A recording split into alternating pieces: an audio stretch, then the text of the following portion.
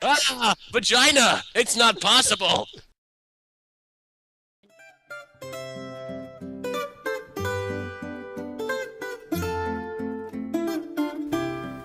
Hey, howdy, hey! Welcome back to Eternal Ramblings, which is the show that's not actually a show. It's just me talking into a microphone for an hour plus. Apparently, I'm here with the best wife in the world, Sal. Yeah, hi, Sal. Hi! Yay! Yay! I'm Yay. here. She's here. He allowed me down into the basement for once. Into the dungeon. Usually, I don't allow her out of the dungeon, but then I kick her out of the dungeon to make the show. But this time I was allowed to be on it. I was given permission. Yeah. Well, to start off, I guess we'll start off with the Eternity stuff. There's actually not much going on that I can think of. Except for Minecraft, as usual. We actually got the TP-Link hardware showed up in the mail. Yay! Not that I was ever told of it. Apartment complex didn't have the right number. Did I tell you? I think I told you. He told me. Everyone keeps mistaking my zeros for sixes. How? There's a difference. The 6 has a tail and the 0 doesn't. I don't know. This is the second time in about a week that a 6 has been confused for a 0 in my phone number. And thus someone, I don't know who, but someone in the world has been getting notifications of my packages arriving. So, We'll have to look up where that area code is. I have no idea. I really don't care. I don't care anymore. I got my packages. I keep getting them because I look in my emails. It's like, oh, it shipped. Well, it's arrived. I'm like, it is? I haven't gotten notification.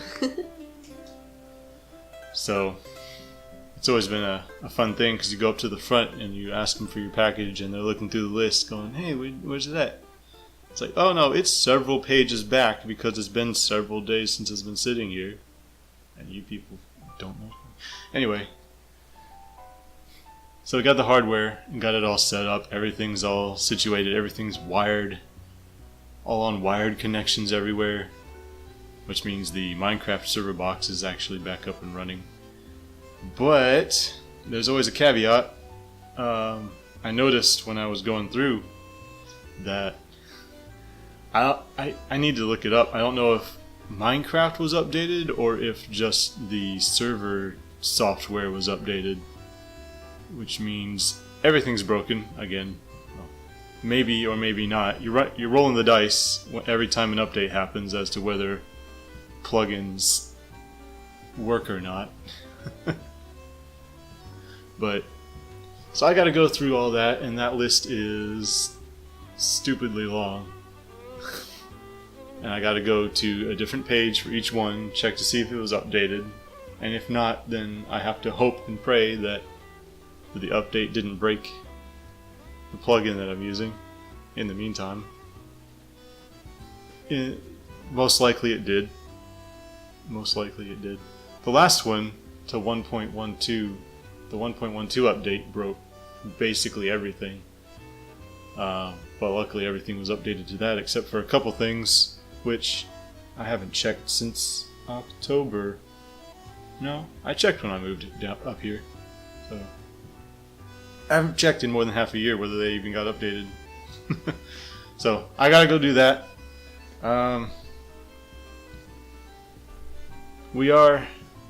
Sal and I are both sitting back a bit from the singular microphone that we have in the house. I guess it might have been easier if she was on her phone and we were just recording over Discord, but then we wouldn't be sitting next to each other, staring each other in the face very awkwardly while she looks at the screen.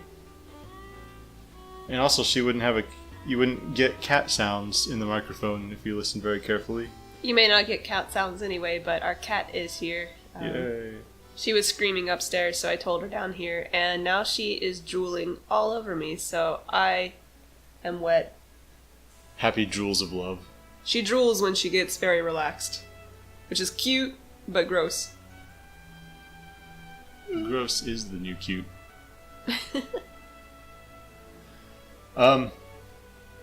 What else is there? I don't even know.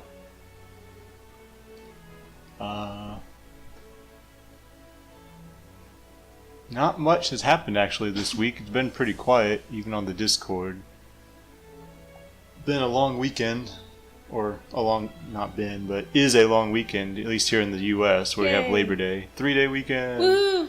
Sal had a longer weekend because she went down to see Fran. 6-day weekend. Meanwhile, I'm sitting up here slaving away. Yeah. I was told there would be rain, but there was no rain. No rain to stop the work. I'm sorry. Yeah, you better be. It's because you left, right? It is. Always sunshine when you're gone. Yep.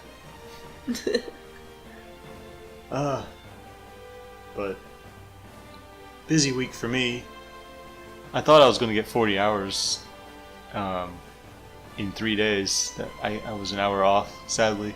Darn. The record will never be reached. I will never get my 40 in 3 days. Not that I want to try to reach it, but no, I do enjoy having free time every now and again.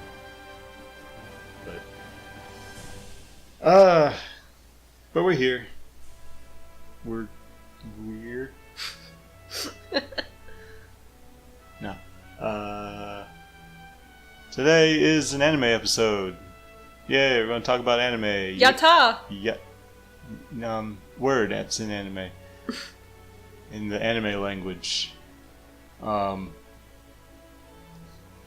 sure I got something suitably anime going in the background that no one watches. Because no one actually watches the video.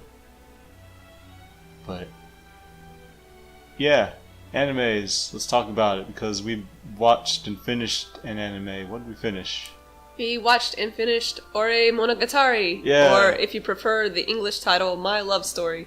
Which is great because it's a whole lot about high schoolers in love and being cute and stuff. Yep, and it's all about a major height difference in a relationship, which we can relate to because we have one of those. We relate to a lot of things in that anime. No, a lot more than just the height difference. Also, the fact that we're both super awkward. Yep. Our entire beginnings of our relationship was super awkward. Of course, that happens when you're starting a relationship and one person is in the southeast of the U.S. and the other person is in Alaska. But we made it work. We made it work. But it's a super cute anime, and anybody who enjoys anime or just super cute shows in general, not necessarily anime, should give it a try. It's very slice of life, but it's cute. You know, there's enough conflict, I guess, to keep it going. Not necessarily conflict in the person versus person way, but more of in the myself versus my emotions sense. But yeah, it's really cute. I normally don't like just super cutesy, fluffy shows, but I actually really enjoyed that one. So You love super cutesy, fluffy shows. What are you talking about? well, like I like the Puppy Bowl when they play that, and the kitten halftime. That's the best part. There's words that I lost. I was gonna say something, but then I lost it. What? She's making faces at me because I can't remember anything. I like it. I liked it a lot. About halfway through, I was certain that there was going to be an event that ripped my heart out. Like, oh no, they're not actually going to be together because, you know, it's high school love and that never lasts, right? Nah, I don't think I'll be spoiling it for anyone when I say everything turns out okay at the end. But I don't know. The last episode, was it the last one? Maybe the last two? Probably just the last one, where it's like, oh yeah, I can relate to. Like, this is definitely the climax of the show. Is this where it all goes down? Well, everyone is happy at the end, at least. So. And the best character is the baby that is born during the baby is series. The best character. We need a second series that is focused just on the baby. There is no love story to it. It's just the baby. And I can't explain why she's good. You're just gonna have to watch and see for yourself. But the way that she's animated and the voice that she is given are amazing. The best manly voice given to a baby in anime. And by the way, we did watch this on Crunchyroll in Japanese with the subtitles. I don't know if it's been dubbed into English or not. Yeah, or if it's even any good in English, if it would be dubbed. But, so we did watch it subtitled, which surprisingly it wasn't hard to follow, even though it has like random subtitles that pop up, like not really subtitles, subtext that pops up, like describing sort of the inner thoughts and inner monologues. thoughts and sometimes the glances that people give each other. Like it's almost like you're reading the comic version or the manga version where, you know, a character will be thinking something and it's not in an actual dialogue bubble. It's just sort of in a thought bubble next to their head. You'll have some text. So sometimes you have to split your attention between reading the subtitles and reading the, like we were calling it, subtext, I guess. Yeah, the subtext of the situation, pretty much. It also doesn't just describe their thoughts, it also describes their expressions. Yeah. Which I guess is the closest you can come to it. Oh man, there's a kitty. She just looks up at you with such lovely eyes. Anyone who says a cat cannot love has never had a cat that loved them. We'll need to throw in a photo of this cat at the end of this video somewhere. Nah, that takes too much editing. I'm too lazy. What, you think I do this show to take time editing it? No. Right? How foolish of me. How foolish. This is just to record something and put it up. Nah. So I've goaded Sal to watch Excel Saga because we have a long list of anime and we just go to random.org and put in a number and it pops out. I put it on there because it's a classic that I do not recommend people start watching anime on. If you've never watched anime before, do not start on this one. If you do watch it, do not watch the dub. If you want to preserve your ears, I guess. The main protagonist talks in that very manic screaming voice the entire time. Very quickly. I'm trying to get past it. It's like one of those things where I watched it. It wasn't one of my first, but it was something I watched about a decade ago at least. And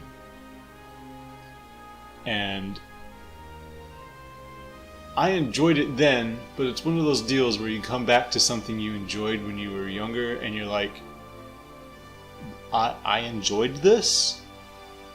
I mean, we are 2 episodes in currently. Sal has never watched it before. And it popped up on our list when we did our whole random.org thing and it told us to watch that. So, what are your thoughts so far besides what I've already said? Well, we're only 2 episodes in, and I always tell Separalis that I'll give anything 3 episodes before I sort of form my final opinion, so I'm nearing that point. So far, definitely screechy is the best adjective to describe it. The main character definitely shrieks a lot.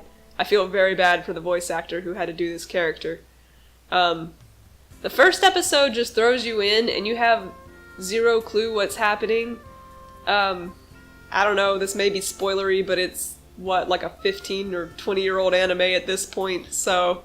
I'm not sure. It's definitely like early or mid-2000s, okay. Somewhere in there, I think. Maybe not as old as I'm thinking, but anyway, I'll... Spoiler warning for anybody, because I'm going to talk about the plot just a little bit. Obviously, I don't know too much about it to give spoilers, so I'd only be spoiling anything that happens in the first 2 episodes, but... you get thrown in the first episode and you sort of see that the main character is a young woman or maybe teen girl, or she's probably 8 because who knows, it's anime, they always make their women look older than they are. And she just screams a lot and she dies a few times and the universe is just like this black starry void on hot model legs. I don't know, it's very weird and... yeah, there's... there's too much in the first episode to really describe. The first episode seems like it lasts a really long time just because the plot changes gears so frequently that it feels like it lasts for 2 hours. And in the second episode, they actually do a little bit toward the beginning where they sort of say, oops, the first episode was really only appropriate for people who read the manga and know what's happening. So here's some background. So it turns out it's actually about an evil organization which consists entirely of 2 people, one of them being the main protagonist. And it's about their plot to take over just one city, because they don't want to take over the entire world. That's just too much. That's too quick. You have to set yourself achievable goals, like incremental goals that you can reach. And one city is very achievable, something that you can get done and just slowly grow from there. You don't want to start your business and then try to shoot for the moon and fail and then your business dies. No, you can't just go for the entire world. You got to set yourself a goal that can be achieved to give yourself a foothold and grow from there. It's a very Japanese business way of doing things. Nice incremental steps. Establish yourself and then get bigger. It's very rational way of doing things.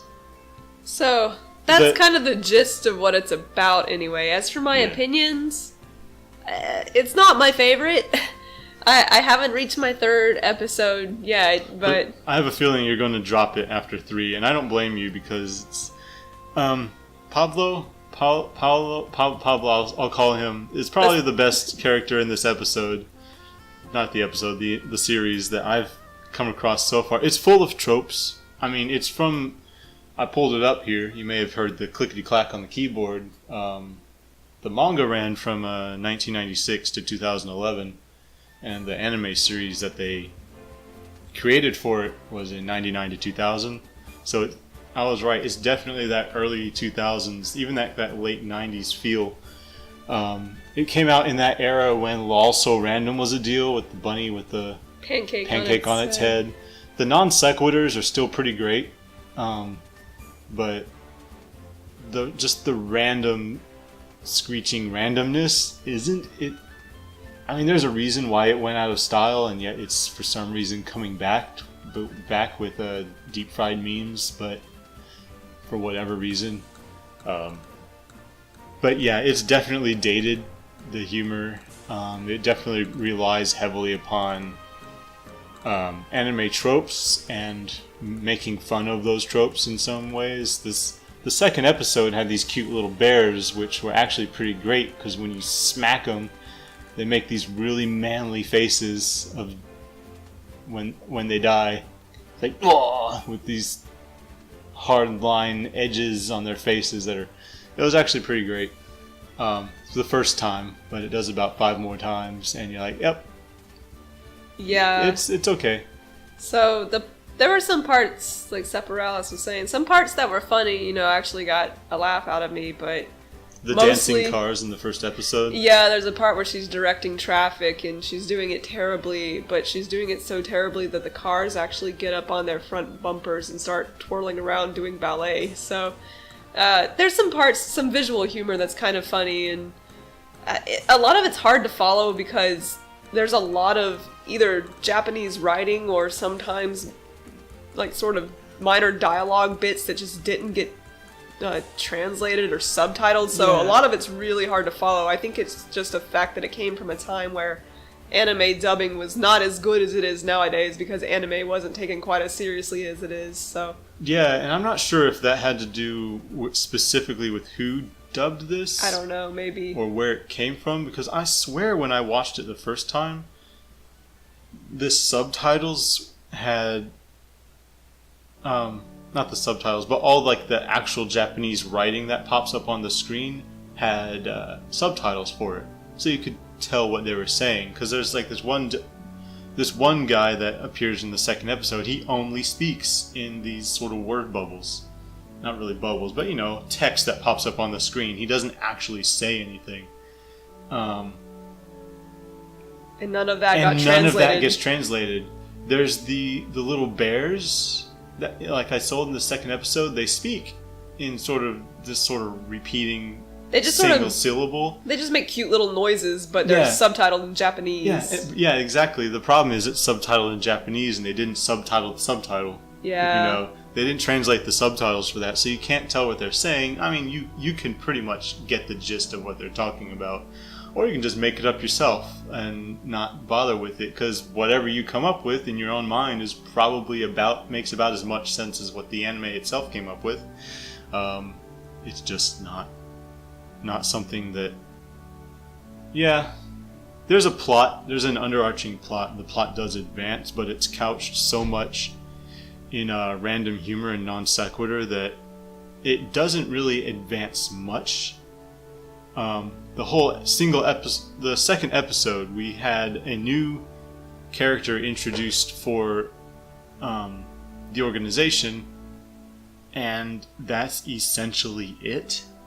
Nothing else has really happened to progress the plot. So it's a good 20 minutes of random nothing and a minute of something that advanced the plot. Which, I get it, that's basically what the manga was about, is just this random humor. It's just a humor manga, and there's not so much plot to it. But I swear Bobobo had a plot that progressed much faster than this one. It's just, this is so much slower. Yeah. So I don't have too much to say about it because mostly I just haven't seen a lot of it. Only 2 episodes. There's not too much I can say. If I had to give it a rating out of 10 at this point, it would be like a 3. I guess the animation's not horrible for the time period. I've definitely seen worse. What about Pablo literally getting... Pablo's the reason it gets a 3. Without Pablo, it would probably get a 1 or a 2.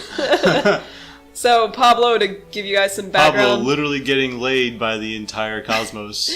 So, Pablo is an immigrant worker, and he just has really unfortunate things happen to him. I'm assuming every episode something unfortunate happens to him. We think he's probably from Brazil.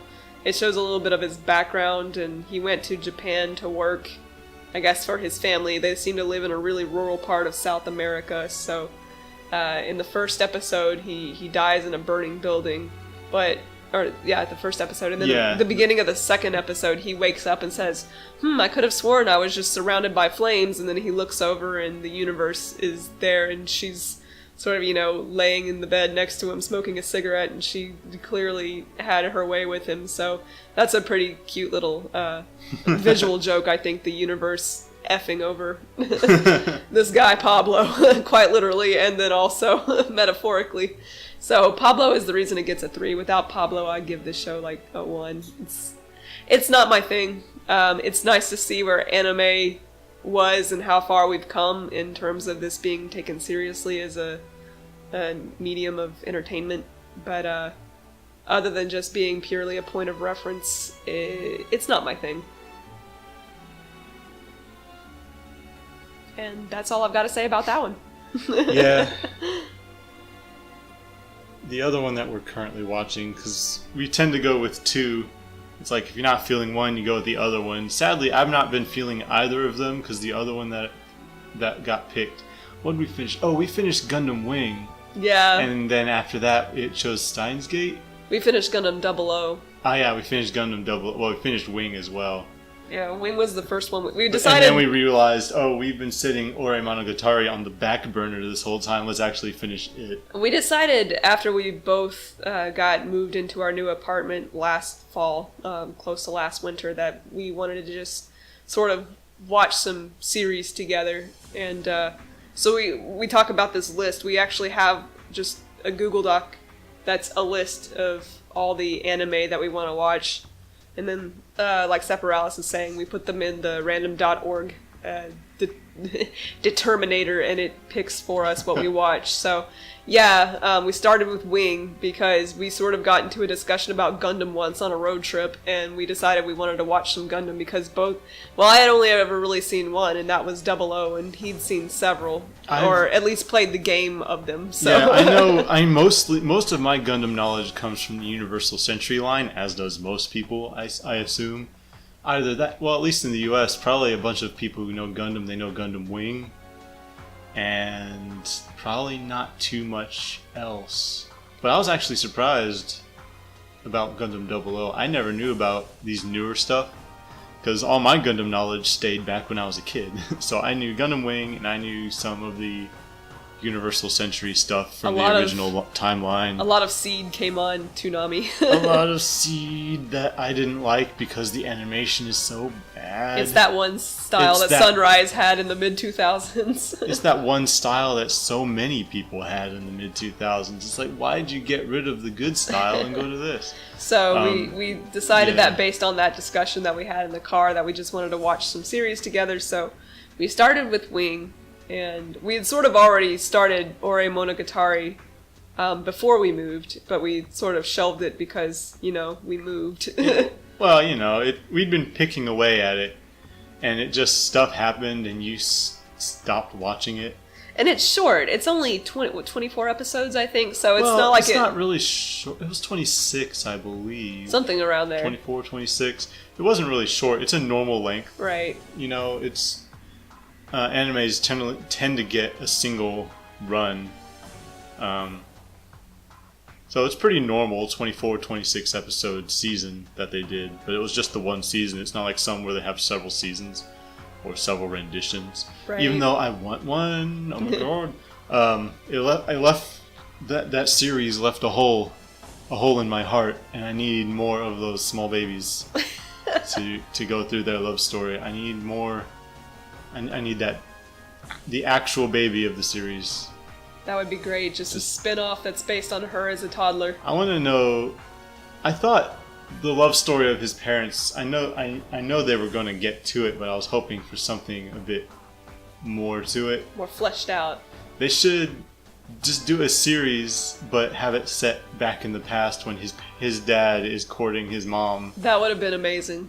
Because it's basically the same thing almost, except like she don't care about love as much. Yeah. It's just this guy was pretty cool. Yeah, just this really hot guy who's falling for this really plain looking woman because she's just so strong and don't give no thing about anybody. Like physically strong. I mean, she does care about other people, and that's what makes her so attractive to him, is that she spends all of her time and energy looking after other people, that she doesn't really care about looking for love or all this other stuff. I want to see that series because his dad, the main protagonist's dad, just looks so glorious with his shiny face, his shiny eyes. He is a beautiful man. He is a beautiful, beautiful man. A very manly, beautiful man. But so after Ore Monogatari and Wing, we did watch Gundam 00, and then after that, and that one has sort of been my favorite mech anime since it first aired in the US back in 2009, I think. It came on the Sci-Fi Channel a while ago. 00? 00 was on the Sci-Fi Channel. It wasn't 2009, because don't you remember it was like the 10-year anniversary of it this year? Yeah. So, well, it could have been 9 then, because... I think it was 2007 that it came out. Maybe in Japan, but I think it came out here later. They usually take maybe. About a year to get dubbed. Guess, yeah. So we watched that, and then Steins Gate and Excel Saga are what we're at now. So Steins Gate, actually a friend recommended to me, and so that's why we put it on our list. I actually like it, I think, more than Separalis does. It's kind of sci-fi. Again, we're only 2 episodes into it, though. We really have shelved this one. We've only watched a couple, and then we sort of... Well, we went back to Ore Monogatari to finish that one out, because I liked it a whole lot more. Right, so... I don't really care much for it. It has a... Well, Steins Gate is based on a visual novel, and on the first episode, you can tell... Well, actually, the first episode, not so much. The first episode was all over the place. It very much suffers from that pilot episode syndrome where they try to do everything. They try to introduce the entire story to you right up front before going into more detail. And that's a problem in a whole, not just anime, but a whole lot of actual, even Western shows where they try to establish the whole plot. and it just comes off as scattered. And after that first one, we were just like, both myself and Sal, we weren't really sure if we were going to continue with it just based on the pilot episode, because there was nothing really redeemable or enjoyable, I would say. Nothing really happened. Nothing was explained. Everything... There were random events that didn't seem too terribly tied to each other. Some of the characters were nice, but you didn't really get anything out of them besides some sort of superficial shots of how they interact with each other. The second episode is probably what saved it for another episode of watching. Yeah. Where you got to see a lot more interaction between the characters and actually who they are and what they are. There was more of a defined plot where stuff is progressing along in a linear fashion, which I didn't watch Memento. I don't mind stuff jumping around, but stuff happens and it seems like it's part of a concrete story and a concrete plot, which is much better than the pilot episode. The big fat dude roommate is the best character in the series so far. I identify with him, even though he is a side character that you're not supposed to identify with, because I don't know, is he a neat? Probably not. I'd say he's a neat. I'd say all of them are kind of neat. I'm not certain. I think he might be the only one of the three that is actually employed. That's true. I guess he's not technically a neat. So I think he's very much an electronics geek. Yeah. Which is fine, because I think that's his job anyway, to an extent. He might be employed online. Maybe. But it's some of the humor is pretty nice. I think you were telling me, they keep trying to deal with time. It's basically about this sort of, quote, mad scientist who may or may not be an actual scientist, just a dude who doesn't really have a job, but he's obsessed with time travel, and so he is living with this big guy, the big electronics geek, and they're working together when the other guy isn't busy doing his own work, trying to do time travel-y stuff. A lot of it has to do with putting bananas inside of a microwave and turning on the microwave, and things happen to these bananas. And finally, at the end of the second episode, they get the bananas to actually go back in time, except they put them in the microwave, turn the microwave on, the microwave dings, and they're no longer in the microwave. They're sitting back on the plate where they had been.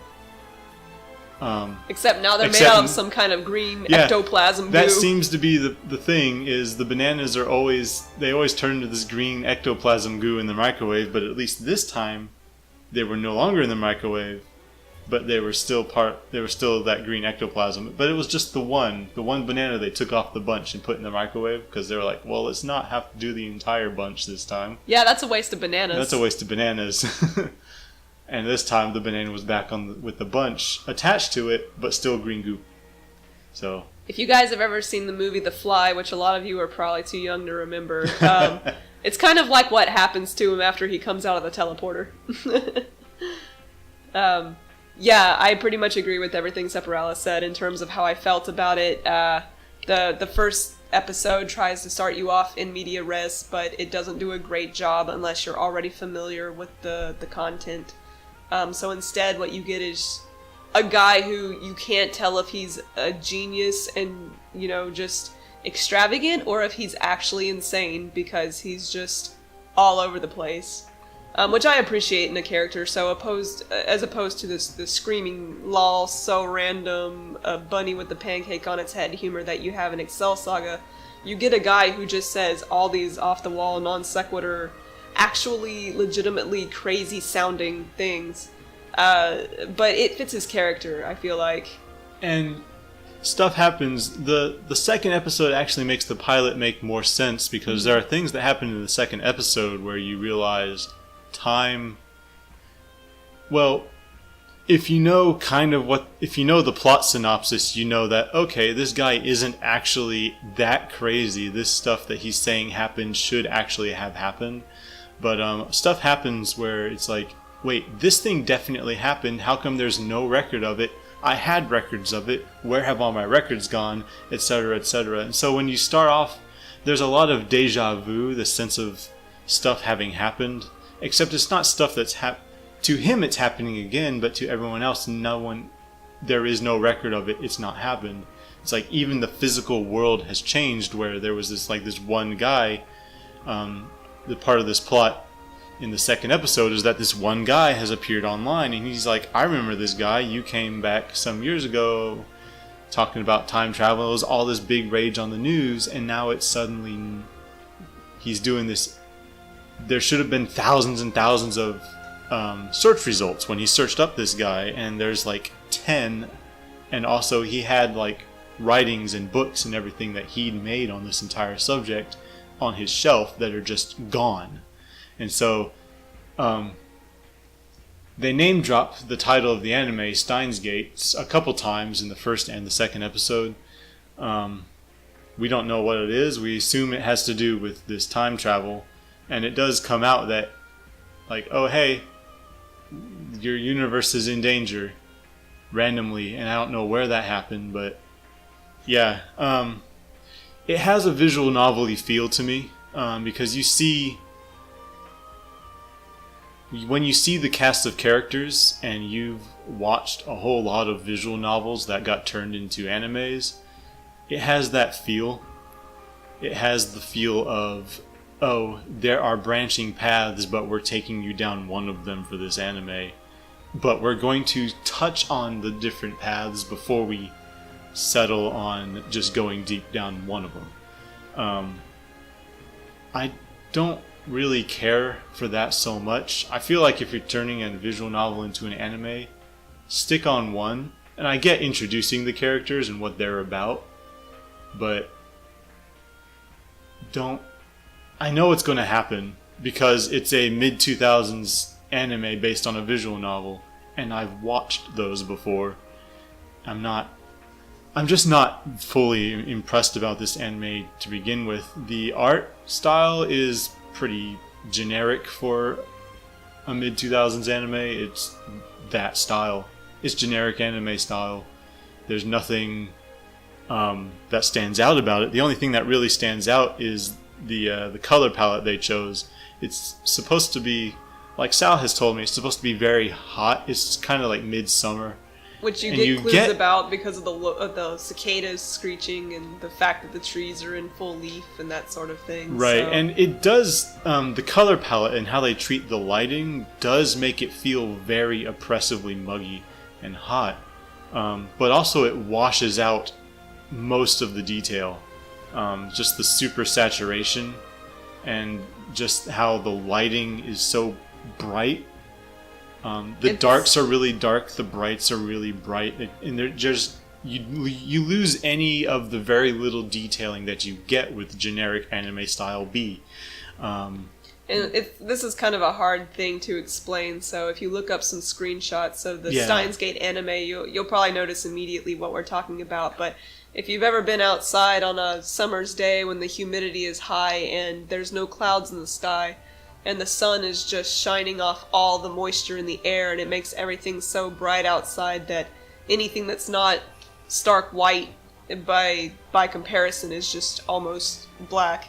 That's how this has been colored. So they'll be outside in midday and they'll have a blue sky, but instead of the blue normal sky looks blue, white. It'll be white, or if they're standing in the shade, it'll be almost navy, just by comparison or something like that. So it's really high contrast coloring, and like Separalis says, you lose a lot of details. And to me, it's interesting. I like that they're trying to represent the sort of the dregs of summer, but also it gets uninteresting because they're only using a few colors. They tend to stick with the blue color palette, so you don't get a lot of reds. I mean, I think there's a character who has red hair, but you sort of only understand that because they color it black but put some sort of like burgundy highlights in it. So you definitely eventually start wishing they had used at least a little bit of yellow. When they're inside, it's not so bad. Yeah. You actually get a more diverse color palette. It's like the big guy is wearing more reds and oranges. And the bananas are yellow. And the bananas are yellow. Turn green. And that girl who's into just creating cosplay uniforms is wearing more pastel-y colors. There's much more variety in the color palette when you're inside, and I get it seems like a very deliberate color choice to make everything whitewashed when they're outside.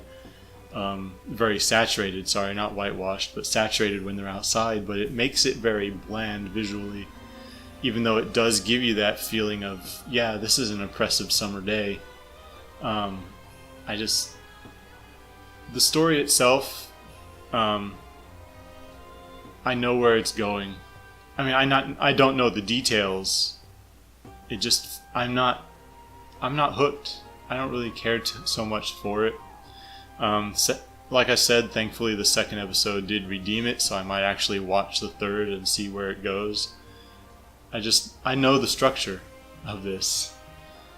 And for me, as somebody who didn't really consume too many visual novels, I've never watched another anime that's been based on a visual novel, and I've never played a game that's a visual novel, or, read a visual novel. I had never really consumed anything else that's like this. It's like a choose-your-own-adventure kind of anime or manga. So for me, I don't see that part so much. I mean, I definitely can see that it's slightly harem anime, where it's going to be one main guy, and he's going to have a lot of women that he might be able to choose from. But there's second big guy. At least it's not fully harem anymore. That's true, but I don't think guy is gonna be. You see the cast list in the opening not credits, the opening sequence. Yeah. And at the end they have the title, and it basically lines up the whole cast there, and it's like, yep, woman, woman, woman, woman, woman, woman, big guy, main character, woman, woman.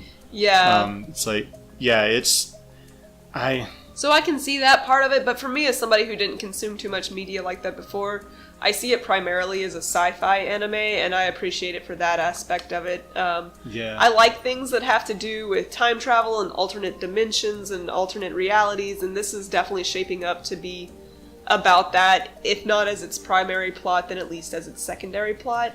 So I appreciate that part about it. I mean, like I said, the thing with the bananas and their microwave being some kind of event horizon or something like that is really interesting to me. So. Yeah, like I said, yeah, that's exactly what I meant about the second episode saving it for me. So I am interested in seeing where it goes. So we got one more episode at least. Yeah, we got one more episode before we finalize whether or not we're going to dump it or not. So out of 10, what would you give this one so far? 6. It's generic. To me, I think it just feels generic. So we'll just see where the story goes. But the thing is, because it's at least a decade old, story writing in anime has progressed so much since then. Generic plots just don't really appeal. Like, I mean, I'm sure it's fine. I'm sure the visual novel is fine. I'm sure whatever time travel twist they have is fine. It's just, I've watched so many other, and even read so many other stories that are good, like actually really good, and not just because, oh look, it's a twist. Like, every anime's got to have a twist apparently back in the mid 2000s. Oh look, here's the Act 3 twist. It's like, I don't care about twists so much. Is it a good story? And I've just seen so many good stories that I'm not seeing how this one from a decade ago is gonna be better than what I've seen recently, when what I've seen recently is objectively better than what was what came out a decade ago or more, except for Cowboy Bebop, which is fantastic. I would agree. I think I'd also give this one either a 5, maybe a 5.5. It really depends, I think, on how this next episode goes as to whether I bump that up or down. Yeah. It's just generic. I mean, 6. I guess 5 so far. I'm sure it'll turn up to be a 6 yeah. by the end at least. This isn't, I don't think, gonna ever go on my most favorite anime I've ever watched list, which is short. I haven't watched that many in completion, but I don't see it being in my top 3 or maybe even my top 10. But it's not bad, I guess. We've got one more episode. We'll stick with it for at least that one. And you know what? I realized that we forgot to talk about Baccano. We watched that one in between the Gundams. Yeah, we did watch Baccano, which is on my top 10 list because it's not really time travel, but it skips the story around. But they make it obvious what's going on because at the beginning of each time skip, they put the year. So you know what year at least this is all happening. And since only one event happens in each year, it's not like multiple different things are happening at different points in that year. When they say, oh, it's 1930, this is this one event in 1930 that they're detailing. If it's 1931 or something, it's this one event in that year. So slightly spoilery. Baccano, sorry, you can go. Slightly spoilery plot synopsis, maybe. It's about a sort of an occult group of individuals who are immortals. And they were alchemists. Alchemists, very much like the traditional sort of Renaissance alchemist, as they're searching for the elixir of life. Essentially, the whole turning iron into gold, that sort of alchemy. This group of people that do or try to do that, and they're basically trying to create this elixir of immortality. Well, they're all on this ship at this meeting, and they let loose this demon that basically gives them immortality. And so they're all immortal, everyone here. No one has only one guy, the guy who basically drew the demon to them. He was given the formula to make it. And he gave it to one other guy that he trusted. Well, the only way to, die fully as an immortal, or at all as an immortal in this anime, is for another immortal to eat you. And basically they say that, how to do that is you just put their hand on another immortal's head and say that I want to eat, or think it. And they basically get sucked into your body, and that completely kills them, and also you get all of their knowledge and experience in everything that they know and have done. Well, obviously one guy wants the elixir's formula for himself, so he's been going around killing immortals. And the story basically revolves around that conflict, but it jumps to all these different things that seem unrelated. But as they go through the anime, they become more and more tied together, where you see, okay, this led to this. This is how this person got into this situation. This is how this person is the way they are. This is how eventually all these plot lines come together. And the bulk of the anime is actually not spent in that time on the ship, which was the 1700s or 1600s, something like that. Yeah, that's just in a flashback for part of an episode, or maybe I think it may have been one episode where they show that conflict and how it all began. But you didn't get that until maybe about halfway through the series. Right. Most of the anime is actually spent in the 1930s, and initially it looks like what you're about to watch is a gangster anime, and I mean gangster in the sense of like the 1930s gangsters. Depression era rum runner gangsters. Right, bootlegging and that sort of thing, speakeasies. So it looks like you're going to be watching an anime about that, and you kind of are, but it's the fact that most of these people have been alive this whole time or whatever since, hundreds of years ago. So I don't want to spoil too much more because it's really good, and I want you guys to actually watch this one if you watch anime at all. I mean, even if you don't, this one to me strayed a lot from typical anime tropes. I think a lot of it was that it's supposed to be set in 1930s America. It's set in the 1930s America with, the Italian mob families and etc. So there's more almost 1930s gangster movie tropes in this than there are anime tropes. I guess you get a few anime tropes with, the little kid who's actually evil and that sort of thing, but there's reasons for all of that, which I can appreciate, but this one's definitely gory, though, so if you're not good with blood and guts, it is not going to be for you. But if you love blood and guts, this is the great anime for you. Or if you don't mind, I mean, just know it's a gangster movie. There's a lot of blood. Just to give you an example, there is a scene where a guy literally takes one of the other characters, well, a couple times actually. One of the, not even secondaries, one of the tertiary filler characters, one of the gangsters, takes him and essentially grinds his face against the railroad tracks, the railroad the ties. Yeah. And another scene where he actually basically takes that character and grinds him down part by part, like his arms, his legs, I think, again, just gory stuff like that. There's lots of blood everywhere. In the train scene where everything kind of goes down. And it never really seems to take itself too seriously despite all this. There's a lot of humor in the show.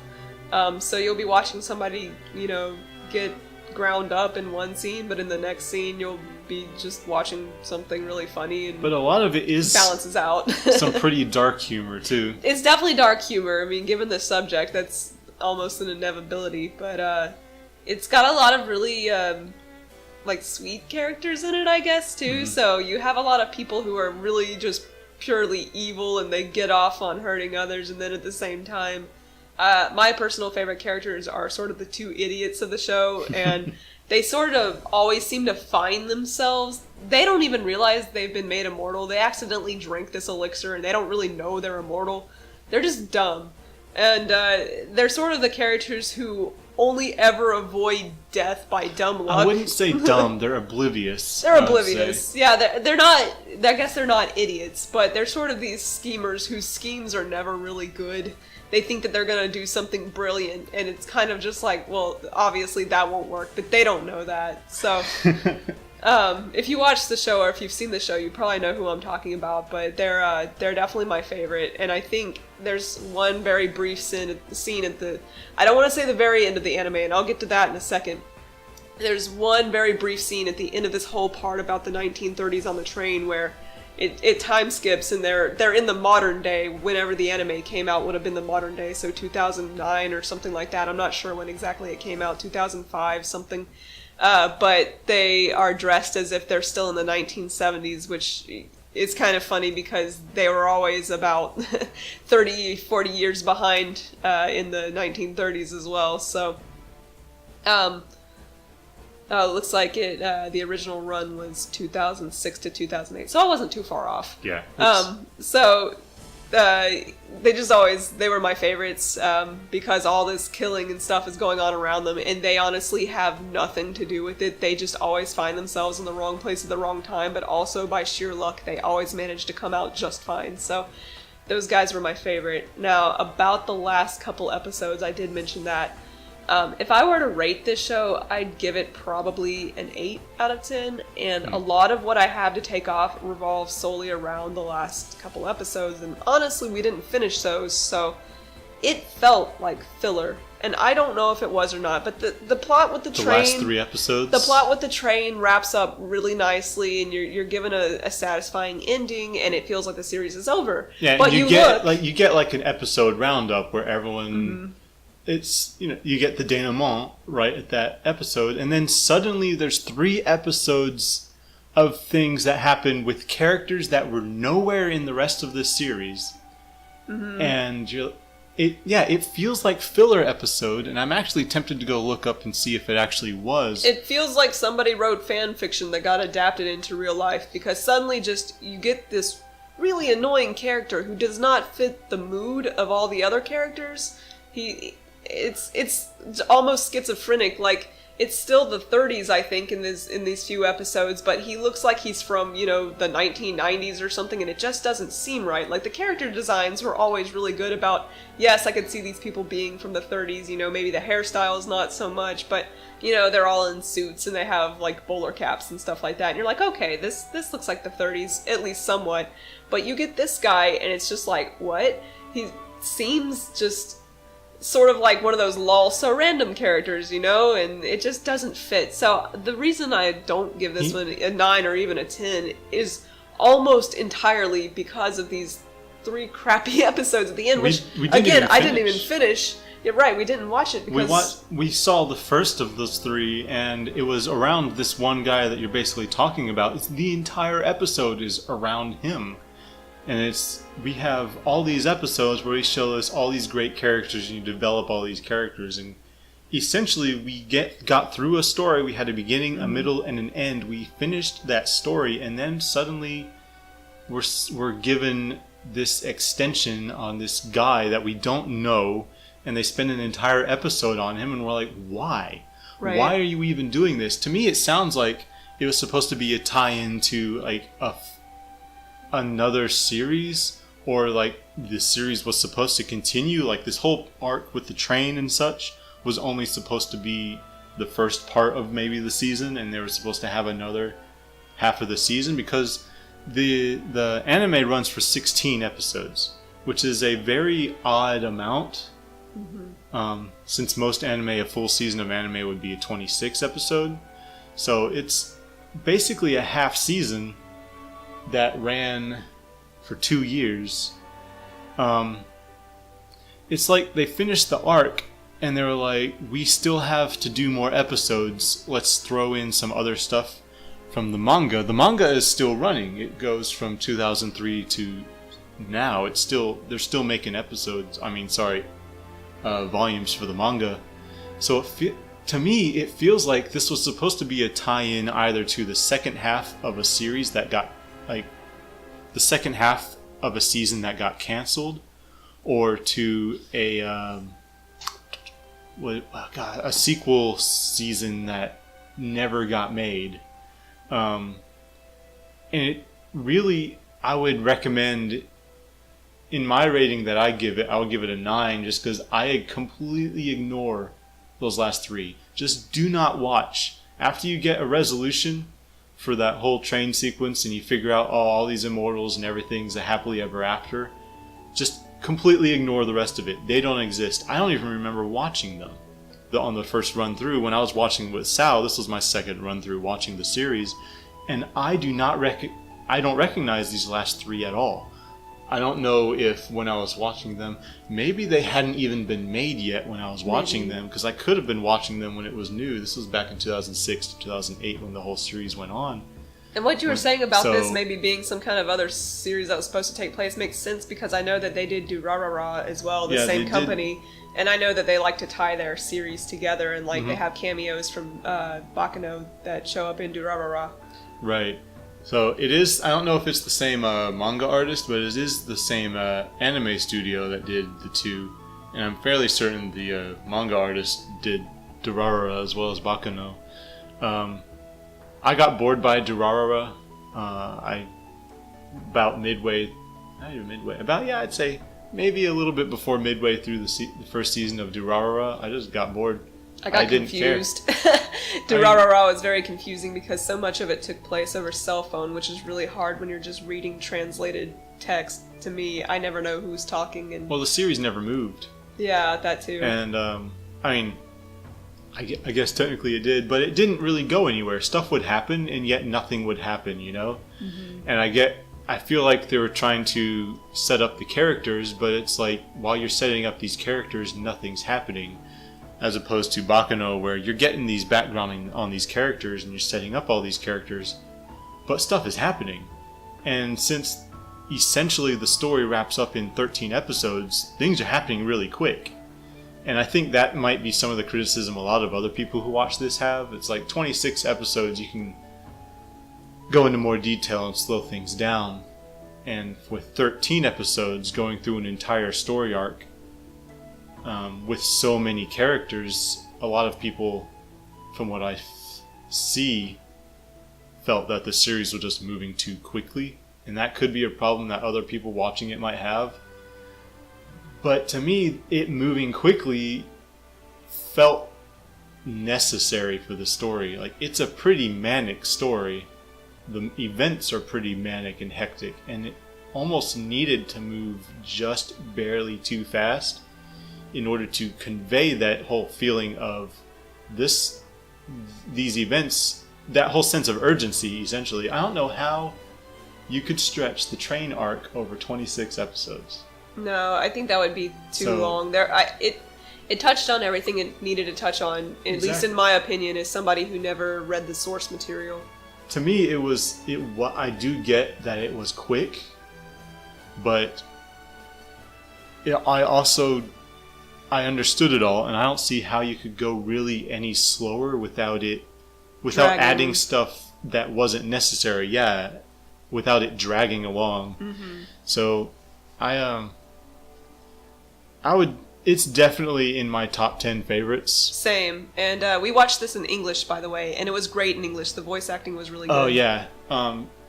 With the whole sub or dub wars, definitely take the English voice acting. The dub is fantastic. Whoever they got was great. And it was supposed to be in America anyway, so it gives it that little extra, like, oh, okay, this is, at least they know how to sort of imitate a 1930s gangster accent. Yeah, and they give those 1930s New York gangster accents, and it's just fantastic. Yeah. I would definitely not watch it in Japanese, because I think a lot of the action, there is a lot of action in this anime, and not all killing, but just action, and having to read while trying to follow the action would definitely be a bit too much. It's easy to miss things, I think. Especially, like I said, it's already really quick. Right. And then missing out on a lot of what happens by having to read long stretches of very quickly narrated, right, not very quickly, but pretty quickly spoken dialogue. Mm-hmm.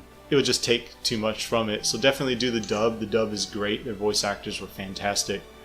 And very fitting for the time period and place. So it's not like it's taking place in Japan and you have these people doing funny English accents. No, it takes place in the US, and they have American voice actors doing American gangster voices, and it's great. Some of them are cheesy, but they're still great. Yeah. So high props to Bakano. Go watch that one. Yep. Dang, I forgot. That's one of them that we had watched. Yeah, and that one was on our randomized list too, I think. Although we might have just went ahead and said we want to watch this one now. I don't remember.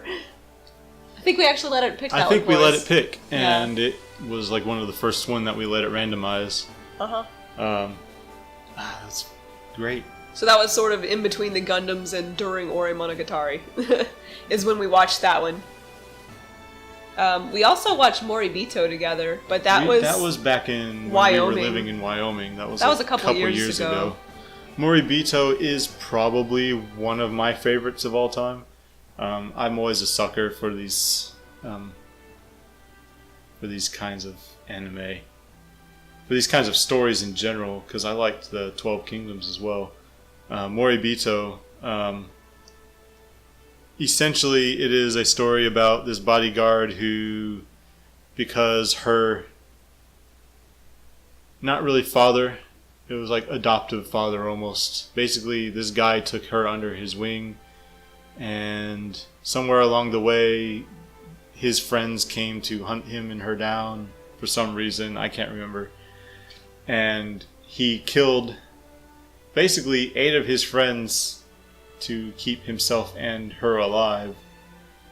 And so she swore to protect 8 people without killing anyone else. And so Moribito follows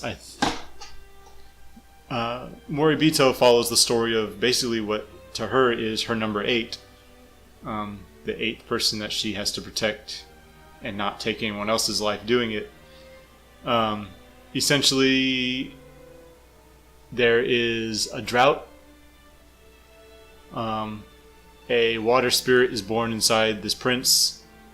The royal family wants to kill the prince to relieve the drought and because the water demon, the existence of the water demon is causing the drought. At least that's what is believed. And so they want to kill the prince and kill the demon and return the drought. And so the mother of the prince is like, nah, man. And so hires Balsa, the spear wielder, not welder. The spear welder. She welds spears together. Balsa the bodyguard to protect this prince. And it probably has some of the best character development because you have this very princely kid who has never had to live or do anything on his own, and he's very much sheltered, and he's suddenly thrown into this world where he has to act like a normal kid. He also has to deal with the fact that, oh no, these guys are actually hunting him down. Very much, it's almost like a coming of age story in that he becomes more than just this little princely kid, this naive little kid. He actually grows into almost a man. He's still very much a kid in age, but he matures many years over the course of the story. And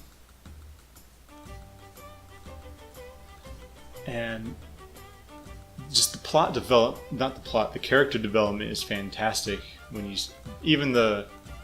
even Balsa, I guess one of the main characters. The story has basically two main characters. You have the prince and you have the bodyguard are both the main characters in this story, and it gives both of them about equal measure, I would say. But I think Balsa is more of the protagonist. Yeah. But there's not much for her to develop because pretty much she's done this before, but you do start off, oh look, she's just some badass bodyguard, and as the story progresses you see more to her. And right, that was going to be my comment, is that while that doesn't necessarily develop, you just more is revealed about her. You sort of see her at first as she's this stoic, almost distant bodyguard type, and then like later you see her actually warming up to the prince in almost a maternal kind of way, or at least a big sisterly kind of way. Right, and a lot of that has to do with the fact that the story takes place over the course of almost a year. Mm-hmm. They go through several seasons where it's got to be maybe summer when they start. Halfway through, they're having to overwinter in some little camp they made inside a cave. Mm-hmm. And then it becomes spring again. So it's maybe almost a year that this is going on, maybe even more than a year. And so over that time, you do see that it's more than like any sort of relationship that you having to live and be with a person for an extended amount of time. It becomes less of a transactional relationship, and with all the characters involved, it becomes more of a family dynamic, especially given who they're all with and who's all with them. But yeah, the character development though in The Prince is extreme. And I'm always a sucker for good character development. That's why 12 Kingdoms is my favorite of all time. Well, one of the reasons, even though it is an older anime. But Moribito, 26 episodes, excellent fights that don't take place so often that you're like, oh look, another fight. It's very much set pieces that are not few, but they are far between. Far enough so that you're like, hey, cool, another fight. I think Balsa was probably my favorite female protagonist out of any anime that I've seen. They find that nice balance between purely being a motherly, doting type, and then purely just being a standoffish, cold, heartless woman. What, type. You mean she's an actual character with actual emotions? She's an actual person? Sorry, if you guys can hear that, my cat is purring into the microphone right now. I'm going to pull her away. I don't think that is a thing to apologize for, honestly. She says hi, and she doesn't watch anime because she can't see flat colors, but if she could, She is in anime. she would like all the anime cats. But right, exactly, they made Balsa almost, an actual person, I which wouldn't is... say almost. I would think she is an actual person. I mean, an actual animated person. I mean, she's a person that has to go through her life fighting and protecting this because that's her job. And she has a really interesting drive, I think. Her reason for being a bodyguard is not just something like, oh, well, my master did it, my sensei did it. It's more that I have to atone for these sins. The reason I'm alive is because of other people died for me, so I have to atone, which I think is a really interesting drive. The person that took care of me had to kill 8 of his closest friends to keep me alive. I am going to atone. I am the reason he had to kill them. I am going to basically atone for this by protecting 8 people. So she's definitely my favorite female protagonist. Just that nice balance between warm and badass is great. And I think if I was gonna rate this one, I would probably give it a solid 8, maybe 8.5, maybe a 9. I don't know. It's really good. There were some parts for me that dragged and almost felt a little unnecessary, but I think there were, some village kids, and those parts for me were sort of, I could take them or leave them. I guess the plot still kind of advanced whenever you saw those bits, but I don't know. I could have almost done without them. They didn't add too much to the story for me, but otherwise, yeah, I mean, 8.5 or 9, I guess, somewhere in there. It was great, though, and we watched this one in Japanese with subtitles, I believe. Did we? I think we did. I'm not sure if it was even translated, was it? I honestly don't remember. I thought maybe we watched it in Japanese, but I think when I watched it the first time, I watched it dubbed. Gotcha, that might have been. And I don't really think there was anything bad about the dub from what I remember. It didn't distract, which is always a plus when you're talking about any sort of dub, any sort of voiceover. So, what would you give this one out of 10? I think I know, but... This is my favorite. One of my favorites of all time. 9. 9 out of 10?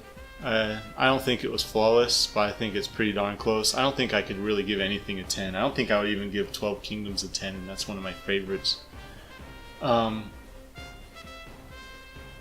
Moribito, a 9. I want to give it a 10 because I'm just so partial to it. So a 9.5? Objectively speaking... Sal, no. No. Fractions do not exist in rating systems. Sure they do. It's fine. Yeah, there are some slower parts. I don't believe they were unnecessary, but also there were parts that didn't really advance anything too much. Maybe you got a little bit of character development, or maybe a little bit of insight into characters, but they, you probably could have done without them and not lost anything. Oh, and there were clouds that were breasts. Well, that was literally the whole point. Was, oh look, these breast-shaped clouds are an indicate. It's a sign. It's a sign. Yeah. All right. They weren't really. It was just very lumpy clouds, but that was the name. They looked more like cow udders. Yeah. Yeah. Well, I mean, if you imagine just breasts hanging down off of someone who's vertical. I'm not saying this has anything to do with my rating of the show. I'm just saying there were clouds that were breasts in the show. Just imagine dangly breasts. Yes. And, don't do that if you're under 18. Well, if you're under 18, you don't know what dangly breasts are. Cow udders, I guess. Imagine, if you've ever seen a nanny goat at the petting zoo, you know what we're talking about. Ah, yes. I can see nanny goat breasts clearly in my mind right now. It has literally no bearing on my rating of the series. It's just something that I remember very vividly, is them talking about the mammatus clouds.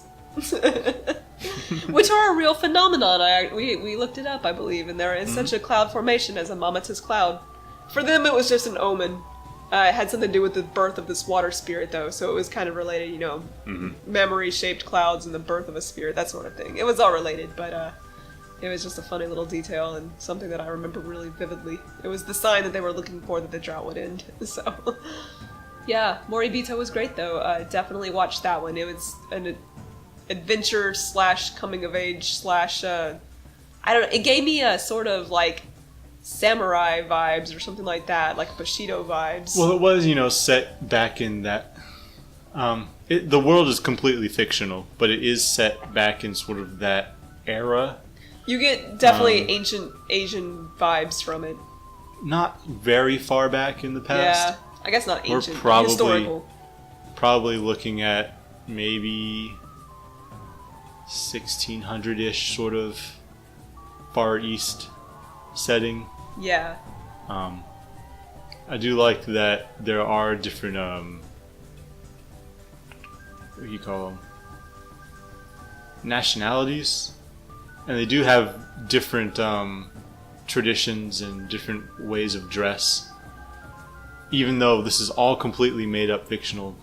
Right, like I think setting. Balsa sort of had the Vietnamese sort of style with like didn't she have like the pants and Yeah. the sort of top. I don't know the names of the clothing and I'm not going to try, but it's sort of a Vietnamese almost style, and then meanwhile you'd see people who are definitely more like kimono almost sort of clothing, so more Japanese. So that part was definitely interesting, almost in the same way that Avatar and Korra handled the different elemental nations being based off of sort of different Asian nationalities and hand-to-hand combat styles and stuff. So Yeah.